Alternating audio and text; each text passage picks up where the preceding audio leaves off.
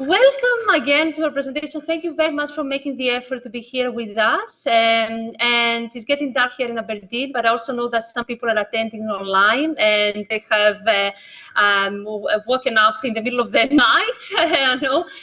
So thank you very much. We appreciate that. I'm delighted actually to have this opportunity to present our research on digital competencies for digital citizenship, because it is really an opportunity to present this research to a very diverse audience that we have here in the room and also online. And we have decided to make this a hybrid presentation, but as you see, not always, technology can sometimes let you down. So half of this is done in real life and half of this is done online.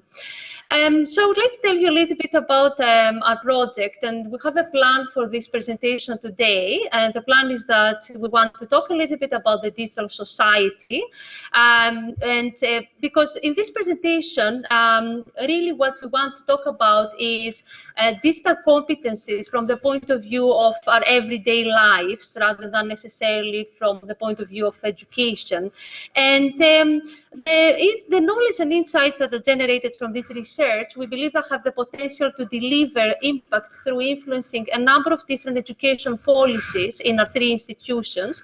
And we hope that this could go on, and the influence can have a number of other universities and interested parties that would like to be involved. But this is about the skills that our students should be developing as they are entering their education, but also as they're going out of their education. And a lot of the things that we do is that we map the students' competencies in terms, for example, of their literacy or their maths, but we don't really think about what kind of digital competencies they arrive with when they come to university. And what we know is that in the home environment, they have already developed a number of different strategies and the knowledge, actually, in terms of how to use different technologies. So we'd like to stimulate some discussion. We will talk about this digital society aspect, and then I will mention the two main frameworks that we used for the study, the Joint Information Systems Committee Digital Literacies Framework and the DigiComp, which is the EU Digital Competencies Framework. And we'll tell you about the objectives, which are quite ambitious at the moment. We are at this phase, or in terms of, we are currently collecting data for our survey, but we do have a number of other objectives that we hope will follow up after this survey. We'll tell you a little bit about the methods that we used and the main survey themes that we have based our questions on. And we would like to share some of the initial results with you, but because obviously this survey is currently ongoing, these are not any reliable results, but they are there to stimulate some discussion. And then we hope there will be time to discuss in the room and perhaps in the online environment as well. So the digital nation is really the key question here, and the digital nation has different facets. As you can see here in this information or infogram, I would say, prepared by the Good Things Foundation, we see this kind of dichotomy that exists in terms of the digital society. And what this means is that we do have connectivity on the one side, whereas on the other side, we don't have this type of connectivity. And we know, for example, on the side that has the lack of connectivity, that we have specific social groups, for example, people who are without basic digital skills because they are on lower wages or they are unemployed. We have people who have disabilities or people who are older people, they are self-servers. And in fact, some research that was conducted by the Cabinet Office, it's been now a few years ago, said that even young people, some of them, 15 to 24 years old, lacked basic digital skills. So the question has to do with, obviously, employability and how we're preparing our students. But I think that the main discussion so far has been about enabling access and also enabling the development of skills for the workplace. Whereas what our research is dealing with is how do we help students develop these digital skills while they are in university. So we're not really so much concerned with the digital divide, although this still exists. And we know that because we have, for example, many international students or people who are in rural areas and they don't have the same amount of connectivity, or widening opportunity at university means that we give the opportunity to all people to come and study at the university. And so we may have students from more deprived areas, socio-culturally deprived areas. So we know that we have these kinds of students in our education, but we don't actually worry about what skills they're coming with while they're studying with us. Okay, so this is to map then the kind of divide that we have, but also the fact that even the people who are online here on the right-hand side, they do lots of different things that have to do with society and their everyday life. For example, they listen to music, they download government information, they look for health information online, and they do arrive in the university with these skills, and these skills have often been developed in a very ad hoc and unsystematic way in the home environment. In other words, because the digital is constantly developing, we don't really have somebody who is accountable for this development of skills. We may have the family, the home, we may have the school, we may have the university, we may have governments as a whole, but at the moment we don't really exactly know who is there to prepare the students while they're at the university. So our research with this little presentation aims really to start this debate and the discussion and try to start mapping these skills, actually, start to create an understanding about where the students are and what is happening in this domain. And we have used two main frameworks for our study. The first one is the DISC digital literacy, or capabilities, I would say, framework. And this one is, if you can see here, is dealing mainly in the middle has ICT proficiency. So it puts a lot of emphasis on the technology. And then you have the soft skills surrounding that in education. This is a framework that has derived, obviously, from the higher education environment. So it is expected that you have quite a lot of digital skills that relate to technology and the tools.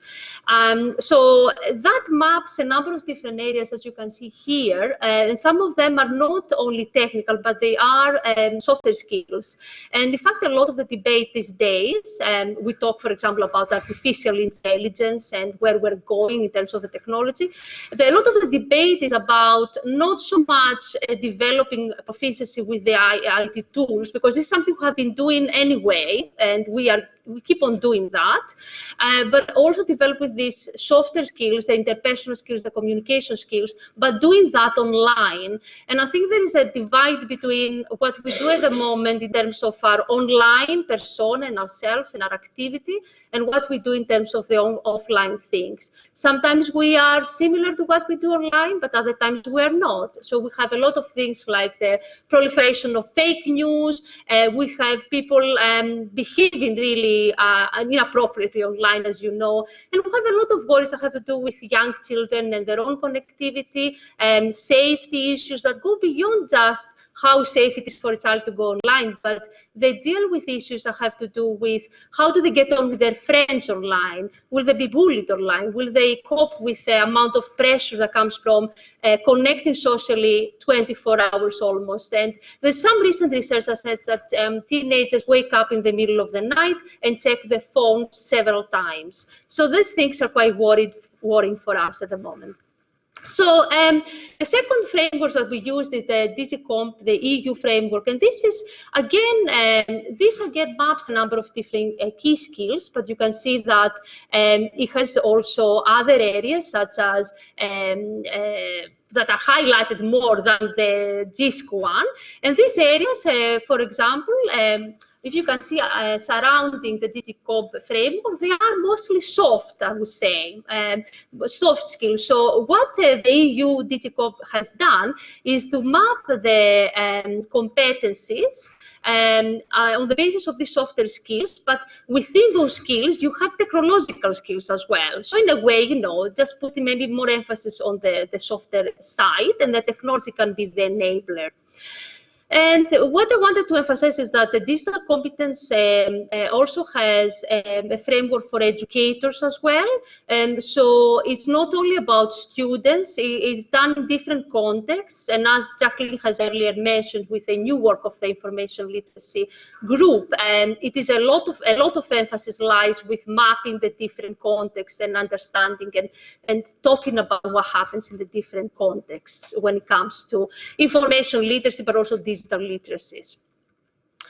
Okay, so I would like to say something about then the framework that we used as a starting point here.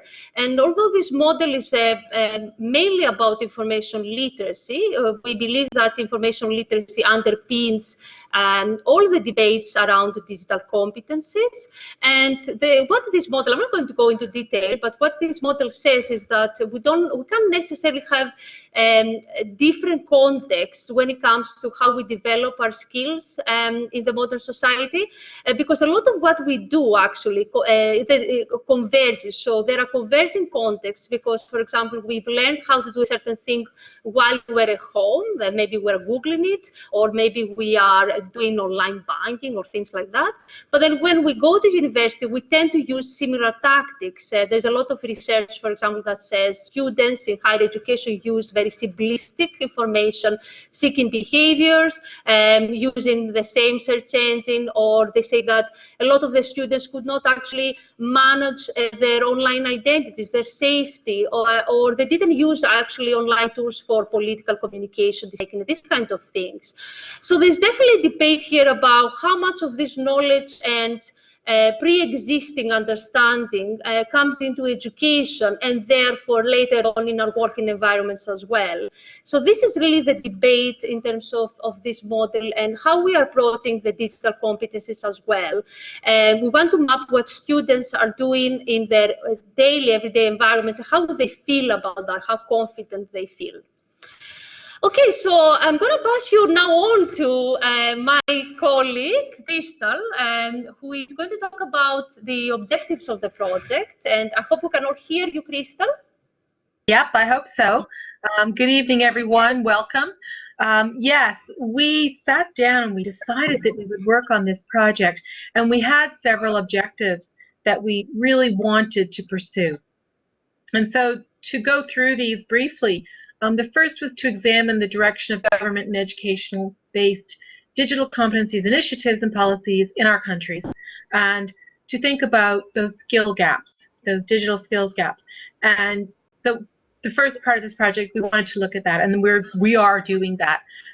Secondly, we wanted to look at digital students' digital competencies as they transition into university, but really what we want is for them to self-assess. We want their perceptions of how they're doing, where they're at, where they think that they wish they were stronger. Next, we wanted to explore the meaning and significance of developing digital competencies for education, everyday life, and work for students. We want to know how it's going to help students to be digitally literate, to be competent in the different areas of digital literacy. We wanted to examine not only how this works for students, but we also wanted to take a perspective across the workplace. So we wanted to think about the academic librarian's role and their contribution to the development of students' digital competencies and awareness as a synergistic endeavor working with academics in partnership. So we really see this as something where people are, actually working together in a way. And so there's an impact that they all have. Oh, hang on one second. I'm just going to mute that. Okay. And then we wanted to take that cross-institutional knowledge. We're working across our countries. We want to involve other countries. We want more people, and we'll talk to you further about that later on, but we want to get a broader perspective. We don't want a single case study. We want to know, is this the same in other areas? So we wanted to share that knowledge that we all have, our expertise, our practices, and what can we do? How can we place this for better teaching at university level? So we have, been thinking about things like a summer school, what could be our common agenda for research going forward together in this area. So we have a lot that we want to accomplish, and this is a big list, and we're working toward it. How we decided to start going about this, we decided that we needed to do a policy review, and so this is going to be the first thing that we're going to be working on, as well as we have been working on a survey which we have rolled out as a pilot with students in our institutions, looking at their perceptions of their digital competencies. Eventually, what we'd like to do is, for anyone who is interested, we would like to invite them to come forward. Having done the survey, yes, I'd like to come forward, participate in an interview to tell us more. The survey is capturing lots of data, lots and lots of data, but it's important to tease out some of the issues. The survey doesn't tell us everything. Our survey themes follow the categories for digital competencies that are outlined in the EU framework, and it brings in that GISC framework as well. And so our survey themes are everyday participation as a digital citizen, ICT proficiencies and productivity, information literacy skills, digital creation skills, research skills, communication skills, innovation, learning and development, identity management, and well-being. And we organized a series of questions around each of these themes to try and capture a picture of how people feel about their literacy. We also recognize that, we want people to give us a feeling for where they perceive they're at. Oh, hang on. Let's try going to the next slide again. Oops. Oh, Dina, I think my slides are frozen. We also wanted to capture that where people are at, and oh, it's back. So looking at different tools and trying to figure out, how do we gauge levels, where people feel that they are at. We came up with five groupings, 5 categories. Level 1, novice. That means the digital task is new. So, I am currently developing basic knowledge and skills in this area, but I need help to complete or to learn how to complete this sort of task. So, level 1 is, maybe they're starting out, maybe maybe they feel they need help. Level 2, there's a basic knowledge. So, foundational knowledge is key, and being able to perform simple digital tasks with help from other people. Level 3 is intermediate, so I'm halfway there. I'm in the middle. I have more than foundational knowledge, but I am not yet advanced in this area. I can usually complete complex digital tasks independently, although I sometimes need help from someone more advanced than I am. Then we considered an advanced level, so level 4. I have advanced knowledge in this area, though I'm not an expert. I can perform complex digital tasks without assistance. I adapt. Adapting is key to learning new knowledge and skills, and sometimes other people actually ask me for help. And level 5 is expert. This is mastery. So I have mastered the knowledge and skills for this area. I apply my knowledge and skills to create and redesign processes, tools, etc. As an expert, I frequently show each other how to complete these tasks. So these were the levels that we've introduced into the survey, so that when a student, or eventually when we ask academics and librarians also to fill out the survey, the student identifies their perception of where they're at with regard to a particular digital skill that we ask them about.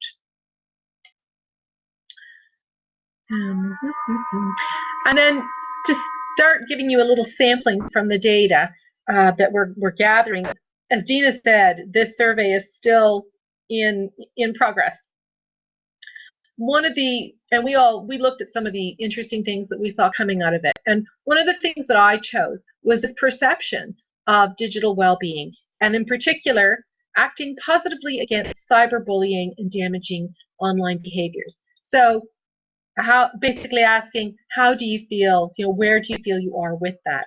And it's interesting. We hear all the time that young people. Oops, Dina, I lost my slides entirely. Uh-oh. We hear all the time that young people don't know how to protect themselves online, that they don't feel that they know certain things, but they do. They feel, you know, the opposite is coming through here. They feel they do. They know in their heart that they can positively act again when they see cyberbullying. They can identify it. They can do something about it. And so, you know, we had, very interestingly, nobody said they were novice. Nobody said they had no idea, or that this was brand new to them. But by the same token, only 2 said that they were expert. So, you know, at the far ends of that are empty. But most people there's some coming in and saying, yeah, I have basic knowledge. But most people felt they were at an intermediate or an advanced level. And that's important. That's where they feel they are. And the second question pertained to recognizing how digital information and media can cause distraction, overload, and disconnecting when you need to. And this is another thing we hear. That, you know, students are, you know, we hear that they're so connected to their devices, etc. They don't disconnect. They don't know when to disconnect. That, you know, maybe they can't recognize distraction and information overload through these devices. That wasn't the case in terms of their perception again.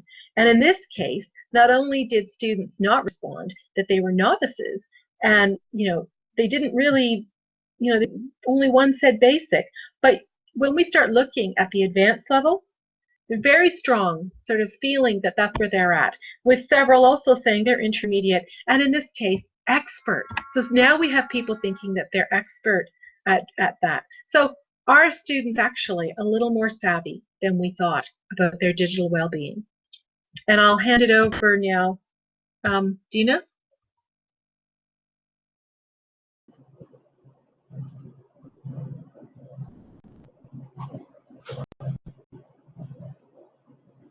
Hello, everyone. Hopefully you can hear me. Hello, everyone from Greece. Now, for the people who are online, and we cannot see the slides.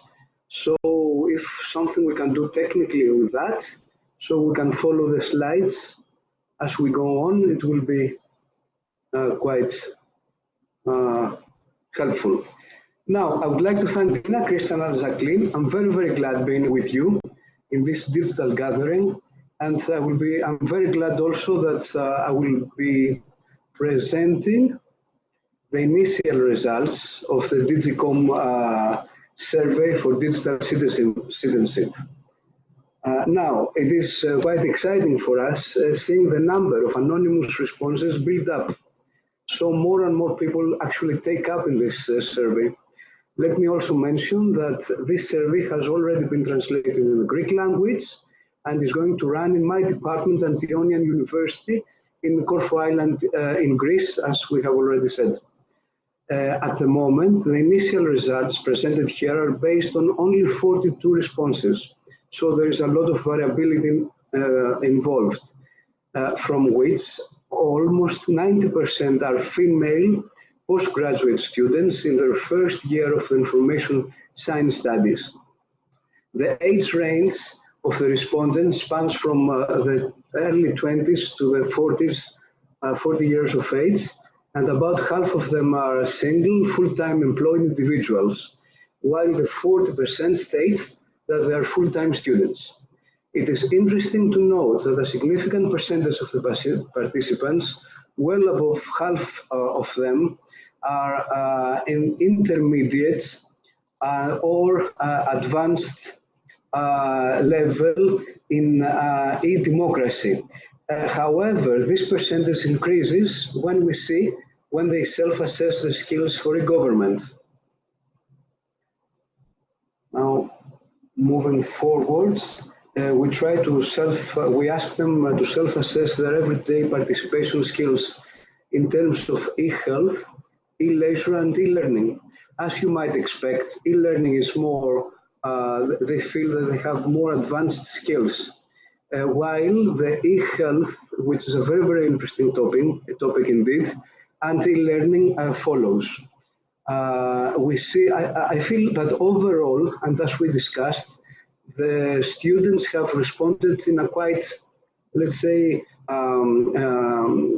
normal way, in the way that we almost expected. However, we need to see the final results coming up.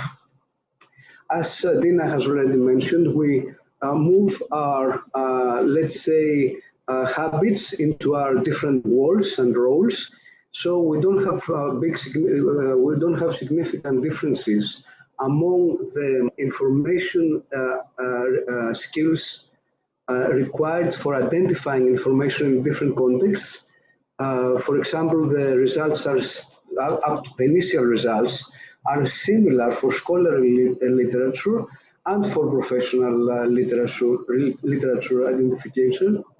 However, the students feel that they have a higher level of information digital skills as far as popular information concerns. Now, we have a number of open-ended questions in the survey, so people can freely express their opinion in these open-ended questions. Now, in the open-ended question regarding the way the responders did acquire the digital skills needed to participate effectively in relation to the activities selected, they have characteristically mentioned a number of things, including that they are self-taught, mainly from watching YouTube tutorials, for example. They have learned through their mistakes, and they have grew their abilities from e-leisure and social media involvement to other e-digital citizen spaces, such as government, e-health, etc. Finally, and this is very, very interesting, they mentioned that they have actually grew up learning digital citizen skills. The open-ended questions can actually reveal very interesting statements, and we are actually looking forward to these responses, to qualitative understands and see what actually people think about and how they assess themselves, the skills, digital skills.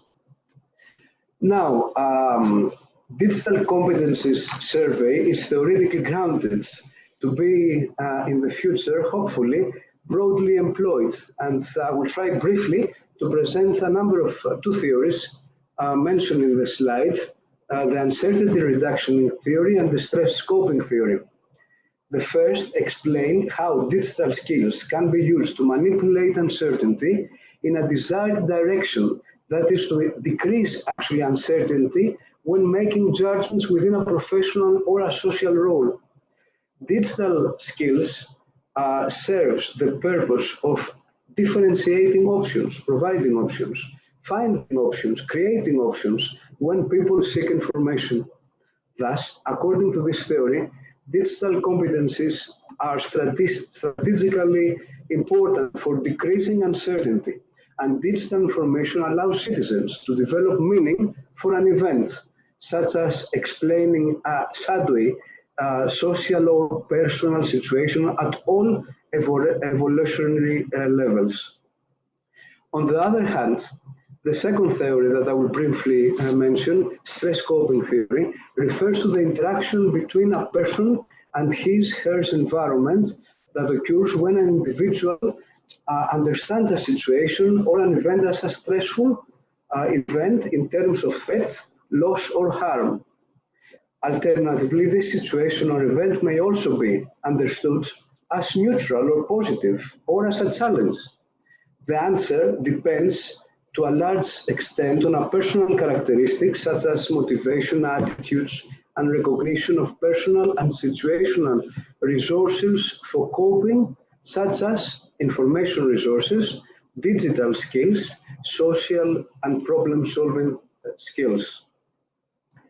The above mentioned prevalent theoretical justifications that are shown in the slide give meaning to the importance of Digicom approach to all dimensions and levels of people's worlds, including cognitive, affective, and social behaviors, abilities, adaptation skills, motivation mechanisms involved in our social and work roles.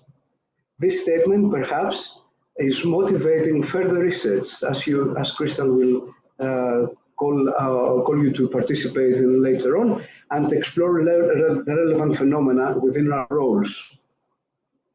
Indeed, the survey can be further established and explored within the different situational and role-induced parameters involved in our distinct social and professional roles: hobbyists, fashion professionals, educators, chefs, athletes, information professionals, etc. Or to mention only a few, need to acquire the proper digital skills and knowledge for exploring in an effective and in an efficient way the digital space. This hopefully will increase their performance and make them more creative within whatever they do. Digital competencies intends to help us to fill the information and knowledge gap for whatever we do. Indeed, for us, the situational context parameters, such as socioeconomic conditions, work roles, task problem situations, are strong predictors, and we use them to interpret in a depth digital umbrella.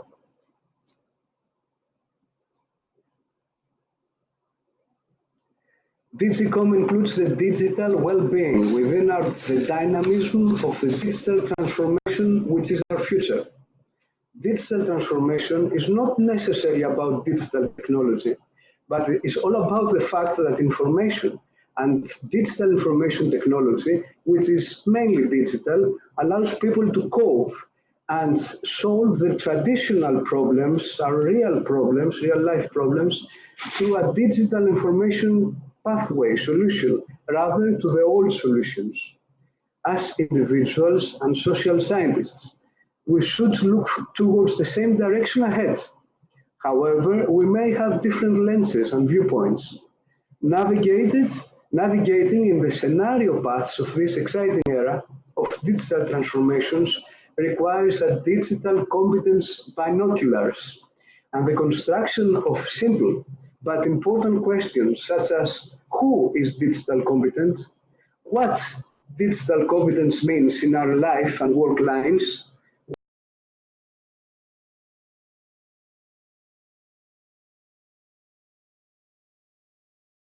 Can you hear me now? I hope you can, because I'm towards my closing. You're okay. Thank you. For us, digital competence approach provides the grounds for developing an evaluatory methodology for assessing the different options that we have in the digital information space that is radically transforming our lives, hopefully to a future we anticipate, which is a better future for us and for our kids. Thank you very, very much. It is very, very nice being here. And now I pass this presentation to Crystal. Thank you, Petros. This is the part of the presentation where, remember I said, we're looking for more people to join us and to work with us and to get involved in this project. So we need you. And we need other people you know. If you know of somebody who would like to roll out the survey, who would like to participate, who would like to get involved in some way, please tell them. Please give them our email addresses. We would be delighted to hear from you. And thank you very much. The link to the survey is there, as you can see. If you'd like to do the survey, please feel free. But we would love to have you send us your questions as well. And Dina's going to run a Q&A now as well. Please do get in touch with us. We would love to hear from you. And I'll just leave you. Yes, thank you, Crystal. It's getting darker here, I think, in Dublin. It's very dark here as well. I don't know what it's like in Greece, but we do have some ideas for discussion as well. And the most important thing is if you can share the survey link, because what is necessary for us is to understand the digital competencies of students, and if we have a good basis for this as an embarking point, and we have a lot of people actually filling in the survey, then we have a better outcome and we can create more discussions and areas, directions for further research in this domain. As you understand, it's a very broad area anyway. So I think this is just the starting point. We don't claim to own digital literacies or digital competencies. It's a huge domain of interest for a number of different people. But I think that for education, we need to start this debate, and it's important to get people involved and do something about that. So we do have a few ideas for discussion for you, and they involve one important question: what digital competencies should be included into courses or library training sessions? As we know that some of you here in the room and some online are already teaching students, are already developing library sessions. Do you see your role in that as a librarian, as an information professional, as an educator, as somebody who works with perhaps young people? And we have this survey, so if you please go to menti.com and use this code, you can just add your views about what you think should be the basis for the digital competencies of students. And then we will review that at some point later, in the next 5 or 10 minutes. But we also have more follow-up questions for us in the room here and for the online chat. For example, how can we help students develop these digital competencies that you feel are important? And also, at what level should they start? Should they start from very young, with the parents, with the schools, and then going into high school, then going into university? Do we need to capture these transitions? And also, whose responsibility it is? If you work in a higher education institution, or if you're working in a library, in a school, is it your responsibility? If you're a researcher, do you think it is your responsibility to research that domain?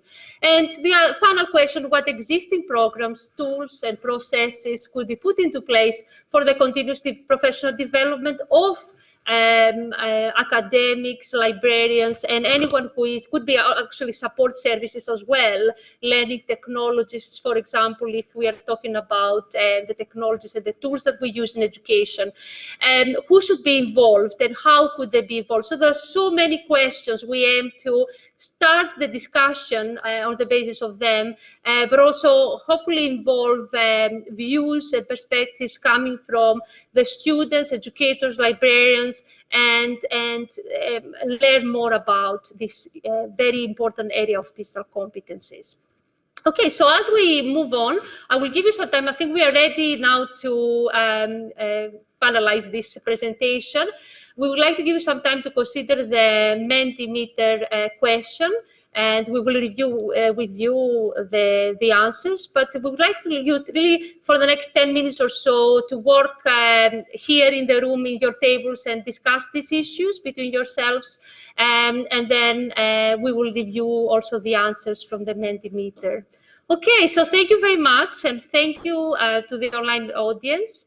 We will be doing that now, and we're going to put up the Mentimeter so you can all see the results.